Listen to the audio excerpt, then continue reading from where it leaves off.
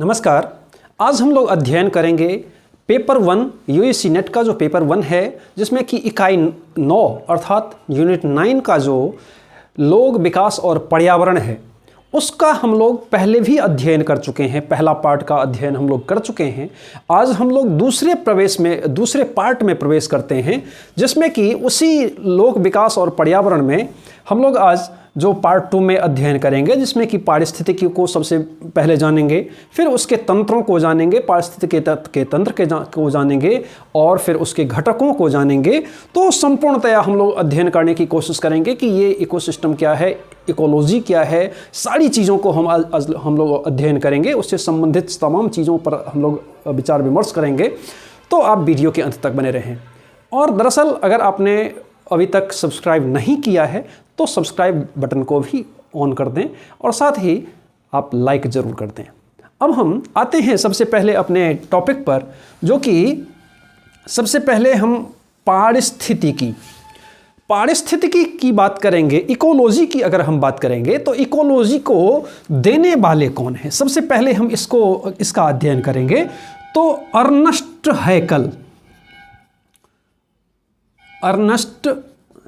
हैकल ने 1866 में सबसे पहले अर्नस्ट हैकल ने ही चर्चा की थी। किसकी? तो पारिस्थितिकी की, जिसको हम इकोलॉजी कहते हैं। दरअसल इकोलॉजी जो है अर्थात पारिस्थितिकी जो है वो किसकी शाखा है? तो जीव विज्ञान की शाखा है। किसकी शाखा है? जीव विज्ञान की शाखा है। जो जीव विज्ञान की शाखा है, दरअसल अगर हम ऐसे कहें कि इकोलॉजी क्या है, पारिस्थितिकी क्या है, तो दरअसल यह अर्थात पारिस्थितिकी जीव विज्ञान की वह प्रशाखा है जिसके माध्यम से हम जीव का वातावरण के साथ क्या प्रभाव पड़ता है, अर्थात जीव पर वातावरण का क्या प्रभाव पड़ता है और संपूर्ण जीव जो हैं उसका आपसी संबंध किस प्रकार का है। और इसके अलावा मुख्य रूप से हम क्या अध्ययन करते हैं कि जीव का पर्यावरण के साथ क्या, जो जीव है उसका पर्यावरण के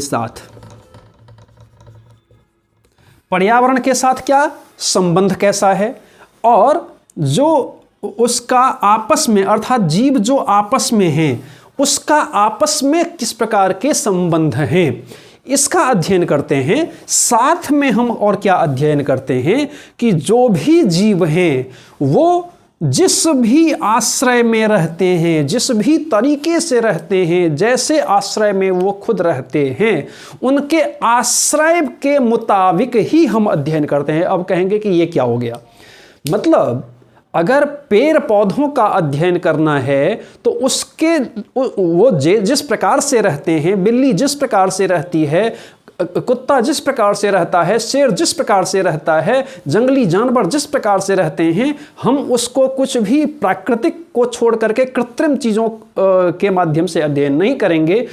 उसके वास्तविक तथ्यों का हम अध्ययन करते हैं। तो हम इसीलिए कहें कि उसमें जो वास्तविक आश्रय है, उसका जो भी जीव है, उसका जो भी वास्तविक आश्रय है, हम उसके मुताबिक ही उसका अध्ययन करते हैं। तो इस अध्ययन में मुख्य रूप से क्या हो जाते हैं? तो जीव जंतु हो जाते हैं, फिर समुदाय हो जाते हैं और जनसंख्या। ये जो जीव जंतु हो गया, इसमें जो हम अध्ययन करते हैं, इकोलॉजी में जो हम अध्ययन करते हैं, वो जीव जंतु का अध्ययन करते हैं, समुदाय का अध्ययन करते हैं, जनसंख्या का अध्ययन करते हैं। तो जीव जंतु का मैंने कहा कि उसका किस प्रकार से हम अध्ययन करते हैं कि आपस में उसका अर्थात जीव जंतु जो भी जीव जंतु हैं वो मतलब पर्यावरण के साथ उसका क्या प्रभाव पड़ता है, अर्थात जीव पर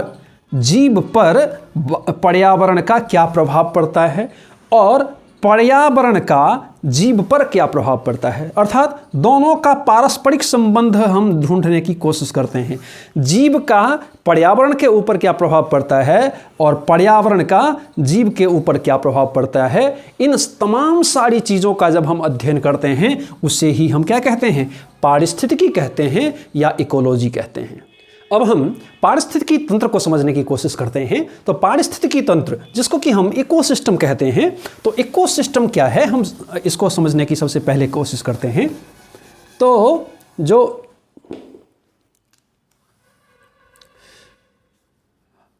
इकोसिस्टम को 1935 में आर्थर टांसले ने 1935 में इसका पारिस्थितिकी तंत्र का कॉन्सेप्ट दिया था। इसमें होता क्या है, पारिस्थितिकी तंत्र में दरअसल क्या होता है, तो पारिस्थितिकी तंत्र में होता ये है कि इसमें जीव या जनसंख्या समूहों का या प्रजातियों का, जनसंख्याओं का सबसे पहले ये एक समूह टाइप का होता है। इसमें आत्म विनियमन एक समुदाय होता है और वो आत्म विनियमन समुदाय क्या करता है, तो प्रत्येक तंत्र जो है वो क्या करता है, एक दूसरे से प्रभावित होता है या फिर एक दूसरे को प्रभावित करता है। तो इसमें दो चीज़ें होती हैं कि या तो एक दूसरे से प्रभावित होगा या वो दूसरे को प्रभावित करेगा। तो आज भी मनुष्यों में भी होता है, आप देखते होंगे कि जिसकी चलती है उसको वो दूसरे को प्रभावित कर देता है, लेकिन जिसका बहुत ज़्यादा नहीं चलता है वो दूसरे से प्रभावित हो जाता है। तो सिंपल सी बात है, ये प्रत्येक जीवों में होता है। तो ये जब पारिस्थितिकी तंत्र में होता है कि जीवन का समूह है, वो सजीव होना चाहिए, ऐसा नहीं कि वो निर्जीव में होता है। तो ये सजीव होना चाहिए मुख्य रूप से। तो सजीव का आप ऐसा कह सकते हैं कि सजीवों का वह समूह या जन समूहों का या प्रजातियों का वह समूह जिसमें जनसंख्या को आत्म विनियमन समुदाय के रूप में उसको देखा जाता है। वो आत्म विनियमन समूह क्या होता है, तो वो विनिमय करता है, एक दूसरे से क्या करता है, ट्रांसफर होता है, प्रभावित होता है या प्रभावित करता है एक दूसरे को। तो जो एक दूसरे को प्रभावित करता है वो कर भी सकता है, हो भी सकता है प्रभावित, तो इससे मतलब नहीं है। अब इसमें जैसे कि मान लीजिए कि हम दो की बात करते हैं, एक वन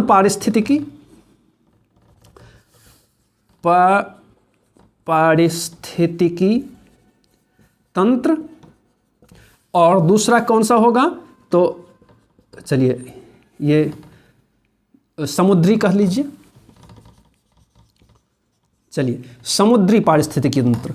अब मान लीजिए कि अगर वन पारिस्थितिकी तंत्र है या समुद्री पारिस्थितिकी तंत्र है, तो वन में जितने भी आते हैं वो घास फूस से लेकर बड़े हरे भरे पौधे से लेकर के छोटे पौधे से लेकर के यहाँ तक कि जो झुरमुट होता है वो भी किसका हिस्सा होगा, तो वो वन पारिस्थितिकी तंत्र का हिस्सा होगा। कौन नहीं होगा, तो जो संपूर्ण रूप से सूख गया है वो नहीं होगा। तो ये जो जीवित तंत्र है उसकी हम बात करते हैं। उसी प्रकार से समुद्रों में भी आप उस प्रकार से सोच सकते हैं। तो जो भी छोटे मोटे से लेकर के बड़े जीव हो जाते हैं वो उसके पारिस्थितिकी तंत्र में आ जाते हैं। क्योंकि वो सब एक दूसरे को प्रभावित करते हैं या फिर एक दूसरे से प्रभावित होते हैं। लेकिन जो निर्जीव होता है वो न तो प्रभावित होता है न प्रभावित कर तो सकता है, हो सकता है, लेकिन खैर उसकी बात हम नहीं करेंगे। अब ये जैसे आप एक बात करेंगे कि बायोस्फीयर,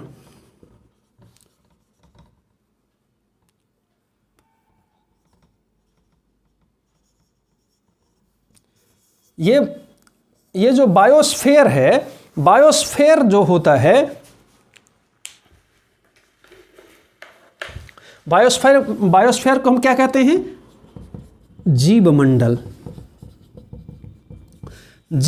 कहते हैं। तो ये जीव मंडल क्या है, वो भी इसी में आता है, इसी पारिस्थितिकी तंत्र में ही आता है, इसलिए हम बताने की सोच रहे हैं।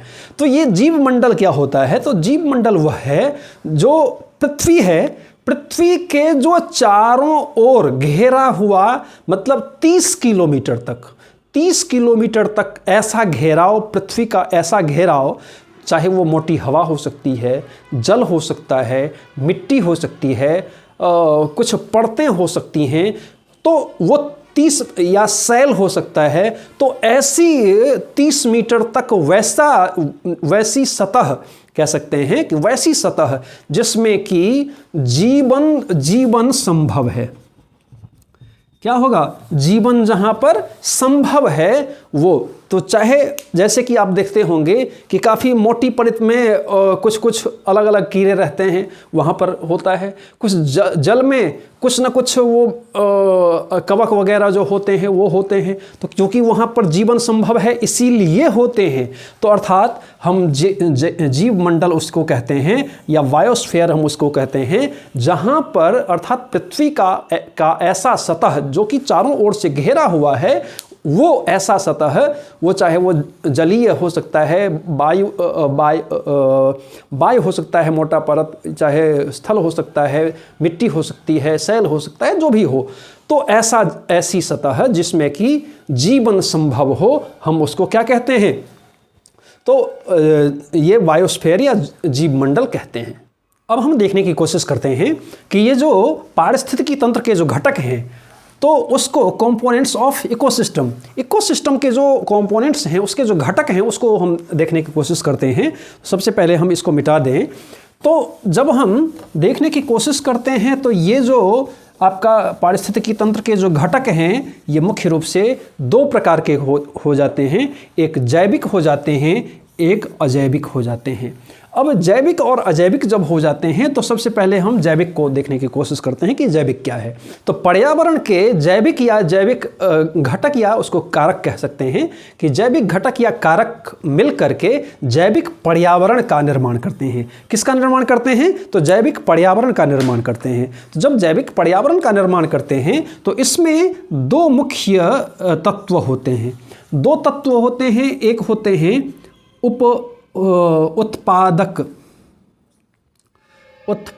उत्पादन कर्ता कह लीजिए, और दूसरा होते हैं उपभोक्ता।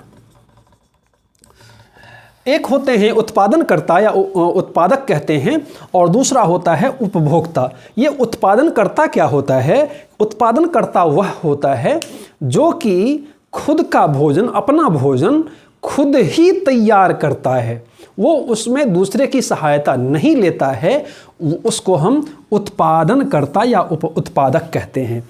अब जैसे हम ले लें कि कैसे कोई भी करता है, तो जैसे पेड़ पौधे क्या करते हैं? प्रकाश संश्लेषण की विधि जो है उसको लेते हैं और क्लोरोफिल के माध्यम से वो क्या करते हैं? अपना भोजन कार्बन डाइऑक्साइड और जल के माध्यम से अपना भोजन खुद तैयार करते हैं। तो जब अपना भोजन खुद तैयार करते हैं, वो दूसरे की मदद नहीं लिया करता है, तो खुद तैयार करके खुद ही भोजन करता है, तो ये उसको हम क्या कहते हैं? उत्पादनकर्ता कहते हैं या उत्पादक कहते हैं। और उपभोक्ता किसको कहते हैं? तो उपभोक्ता हम उसको कहते हैं जो कि मुख्य रूप से उत्पादनकर्ता के द्वारा तैयार किया हुआ भोजन ही करता है या उत्पादनकर्ता पर ही आश्रित होता है। मुख्य रूप से ऐसा मानिए कि उपभोक्ता क्या है? तो ये अपना भोजन खुद तैयार नहीं करता है, बल्कि उत्पादनकर्ता या उत्पादक पर ही ये संपूर्ण रूप से निर्भर करता है। जैसे आपका मान लीजिए कि गाय हो गया, जैसे बकरी हो गई, तो ये सब क्या है? तो ये उपभोक्ता है। अब आप देखेंगे तो इस उपभोक्ता में एक आता है आपका क्या? शाकाहारी आता है, दूसरा आता है मांसाहारी, और तीसरा आता है सर्वाहारी। ये 3 प्रकार के उपभोक्ता हुआ करते हैं। एक हुआ करते हैं शाकाहारी, दूसरा होते हैं मांसाहारी, और तीसरे होते हैं सर्वाहारी। तो ये जो शाकाहारी वह होता है जो कि सिर्फ और सिर्फ उत्पादनकर्ता पर ही आश्रित होता है, सिर्फ। अर्थात कहने का मतलब होता है कि ये सिर्फ व सिर्फ उत्पादनकर्ता को ही अपना भोजन बनाता है। हम सिर्फ उसको क्या कहते हैं? शाकाहारी कहते हैं। जैसे ये मैंने कहा कि पेड़ पौधे, घास फूस जितने भी होते हैं वो उत्पादनकर्ता में आते हैं, और आप जब देखेंगे कि गाय बकरी ये सब जो होता है वो किस में आते हैं? तो ये संपूर्ण रूप से शाकाहारी में आते हैं, और ये घास फूस पेड़ पौधे को ही खाकर अपना जीवन का निर्वहन करते हैं, इसीलिए इसको शुद्ध शाकाहारी कहा गया है। तो ये उत्पादक पर ही निर्भर करता है। अब मांसाहारी क्या होता है? तो मांसाहारी वो होता है जिसमें कि ये शाकाहारी जो होता है ये इस पर उत्पादनकर्ता पर निर्भर नहीं करता है, बल्कि ये क्या होता है कि इस पर अर्थात शाकाहारी पर ये निर्भर करता है। अर्थात शाकाहारी जानवर जिसमें जितने भी होते हैं उस पर वो निर्भर करता है। तो जब निर्भर करता है तो इसमें और भी कुछ कैटेगरी आ जाते हैं, जैसे कि प्राथमिक शाकाहारी, द्वितीयक शाकाहारी, मांसाहारी, द्वितीयक मांसाहारी। तो ये सब जो आते हैं, जैसे मान लीजिए कि आप एक देख लेंगे कि अगर चूहा,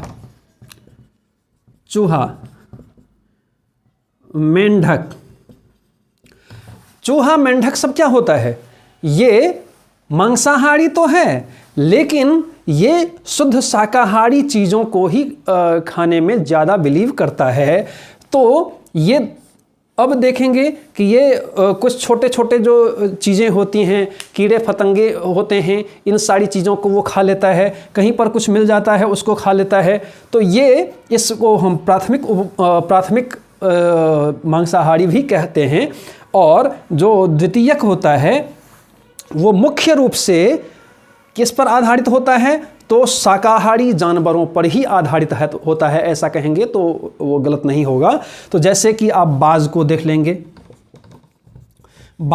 लेंगे, शेर को देख लेंगे। ये सब क्या होता है कि जो संपूर्ण रूप से कोई भी वो शाकाहारी जानवर हो, मांसाहारी जानवर हो, कोई भी जानवर हो, वो जानवरों को ही खाता है। लेकिन ये आपने देखा है कि जो बाज होते हैं, जो शेर होते हैं, वो घास और तने खाते हों, पेड़ पौधों को खाते हों, ऐसा आपने नहीं देखा होगा। तो ये संपूर्ण रूप से इसी पर आधारित होता है। लेकिन जो गाय बकरी होती है वो पेड़ पौधे वगैरह वगैरह खा लेते हैं। कुछ ऐसे जानवर होते हैं जो कि अब जैसे कि गाय वगैरह होती है जो कि घास फूस खा लेती है, लेकिन आप इसको नहीं देखेंगे कि ये कुछ और खाती है। ये सिर्फ और सिर्फ दोनों पर ही निर्भर करता है। अब सर्वाहारी में क्या होता है कि ये इसको भैया सब कुछ चाहिए। ये मांसाहारी को भी खा लेता है, ये शाकाहारी को भी खा लेता है, ये जीव जंतु को भी खा लेता है, ये पेड़ पौधों को भी खा लेता है, ये सब कुछ खा लेता है। तो ये जब सब कुछ खा लेता है, इसीलिए इसको हम सर्वाहारी की संज्ञा में रखते हैं। जैसे मनुष्य सर्वाहारी होता है, उसको जो मिले भैया भक्षण कर लो पहले, तब देखा जाएगा। तो उसको हम सर्वाहारी कहते हैं। अब हम देखेंगे कि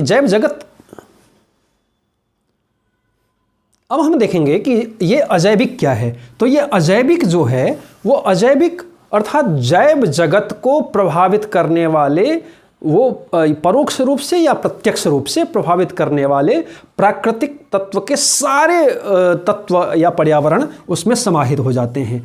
तो प्राकृतिक उसमें चाहे वो परोक्ष रूप से प्रभावित करे, चाहे वो प्रत्यक्ष रूप से प्रभावित करे। इसके अंतर्गत ये तीन इसके अंग कह सकते हैं कि माने जाते हैं। एक हो जाता है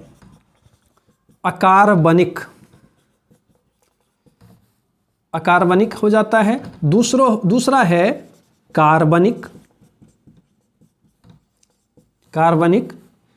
और तीसरा है भौतिक। तो अकार्बनिक क्या है? तो अकार्बनिक वो है जो कि जैसे कि मान लीजिए कि प्रकाश हो गया, जल हो गया, वायु हो गई, अर्थात ये सब क्या है? वो अजैविक में आते हैं और अकार्बनिक में आते हैं। तो इसमें ये मुख्य रूप से क्या कहा गया कि जैव जगत को प्रभावित करने वाले, वो चाहे प्रत्यक्ष रूप से प्रभावित करे चाहे अप्रत्यक्ष रूप से प्रभावित करे, जिस भी प्रकार से प्रभावित करे, वो प्राकृतिक सारी चीज़ें इसमें समाहित हो जाती हैं। तो उसको 3 भागों में बांटा कि वो कैसे हो सकते हैं भैया। तो ये अकार्बनिक भी हो सकता है, कार्बनिक भी हो सकता है, या भौतिक भी हो सकता है।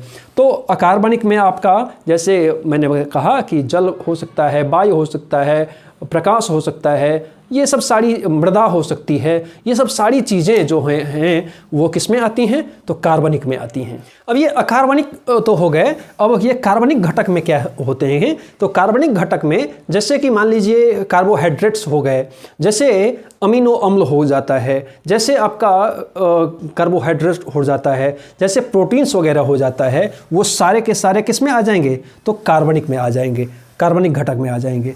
और भौतिक घटक वो माना जाता है, भौतिक घटक जैसे कि नाम से ही स्पष्ट है कि खुद मतलब कृत्रिम प्रकार का भी होगा, ऐसा घटक जो कृत्रिम प्रकार का हो, भौतिक से यही समझ में आता है।